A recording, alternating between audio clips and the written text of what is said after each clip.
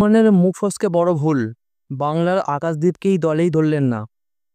চাপেই কি কাঁপছেন ভারত অধিনায়ক? ওভাল টেস্টে টসেই হার, আর ওপর থেকে আরও একটা বড় ভুল করে বসলেন ভারত অধিনায়ক শুভমান গিল। আন্তর্জাতিক ক্রিকেটে টানা 15তম টস হারল ভারত।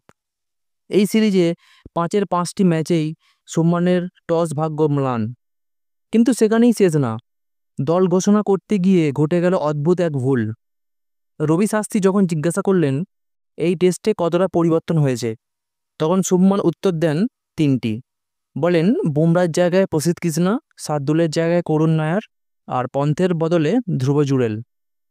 শুনেই চমকে ওঠেন স্টুডিওতে থাকা বিশেষজ্ঞরা। কিন্তু পরে টিম লিস্ট আসতেই ধরা পড়ে যায় শুভমানের বড় গাফিলতি। আসলে 4টি পরিবর্তন হয়েছে। আগের ম্যাচে সুবিধা করতে না পারা অংশুল কম্বোজের বদলে দলে ফিরেছেন বাংলার পেসার আকাশদীপ, অথচ তার নামটাই মুখে আনেননি অধিনায়ক। এই ভুল নিয়ে উঠেছে প্রশ্ন, তাহলে কি চাপেই কাঁপছেন শুভমান? একদিকে প্রথম টেস্টে সিরিজে অধিনায়কত্ব, অন্যদিকে জয়ের পথ প্রায় বন্ধ। এই চাপে কি দলে কারা খেলছে সেটাও মনে রাখতে পারলেন না? ভারতীয় ক্রিকেটে টস পরবর্তী বিভ্রান্তি নতুন নয়। রোহিত শর্মাও একাধিকবার এই ভুল করেছেন। এবার কি সেই ধারার উত্তরসূরি হচ্ছেন শুভমান? বিশেষজ্ঞরা বলছেন এমন বোলিং আক্রমণ নিয়ে 20 উইকেট নেওয়া সহজ হবে না।